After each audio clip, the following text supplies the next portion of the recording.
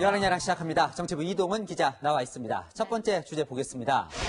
자, 윤희숙 발악이 지난주 화제가 됐던 윤희숙 통합당 의원 얘기인가 보죠?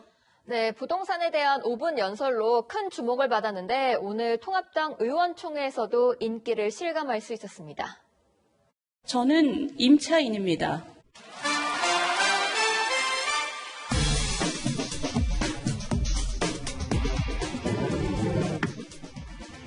오늘 반대편 하시면 어떤 내용이에요? 안 해요. 오늘 본회의에서 또 발언을 할 수 있다는 예상도 있었는데 안 했어요. 네, 처음에는 윤희숙 의원도 반대 토론에 참여하려 했지만 지난주 연설 내용과 겹칠 수 있어서 취소했다고 합니다. 그래서 오늘은 이제 다른 의원들이 토론자로 참여를 했던데 네. 통합당 입장에선 뭐 또 화제가 좀 일으킨 사람이 있습니까? 그 윤희숙 의원만큼 임팩트 있는 토론자는 없었고요. 그 대신에 통합당 밖에서 제2의 윤희숙을 자처한 인물은 있었습니다. 저는 임차인입니다. 결혼 3년 차 신혼부부 전세자금 대출을 받아 은평에 있는 한 빌라에 저는 임차인입니다. 저 말이 좀 강렬하긴 했었죠. 네. 통합당이 이번 윤 의원 인기를 통해 뭔가 야당의 길을 좀 찾아보려고 하는 것 같아요. 네, 통합당은 민주당의 독주에 이렇다 할 대응 전략을 마련하지 못한 채 윤희숙 의원만 쳐다보는 모양새입니다. 윤희숙 발악이인데요. 한 통합당 관계자는 서울시장 후보로 여성이고 경제 전문가인 윤희숙 의원을 내세우는 게 어떻겠냐고까지 말했습니다. 하지만 지나친 것은 미치지 못한 것과 같다는 의미의 과유불급이라는 말이 생각납니다. 네, 다음 주제 보겠습니다. 네.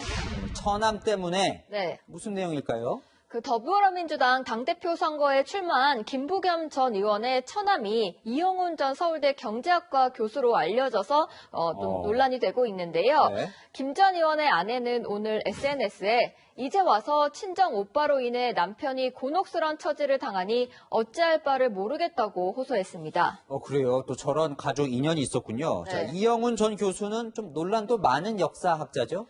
네, 이전 교수는 극우학자로 분류되고 있는데요.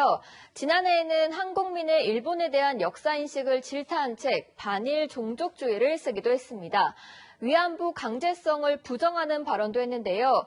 반일과 극일의 가치를 두고 있는 민주당에게 이전 교수는 불편한 인물일 수 있습니다. 오늘을 강제로 납치 연행했다 하는 이것은 일본의 이른바 좌파 역사학자들도 그거 없는 이야기라고 오래전부터 부정해온 것인데 국내에서는 이 운동단체들이 무책임하게 널리 유포한 것입니다. SNS 등을 통해서 저를 비판하는 분이 있는데 나이 70된 그분의 생각을 제가 어떻게 바꾸게 할 수는 없잖아요.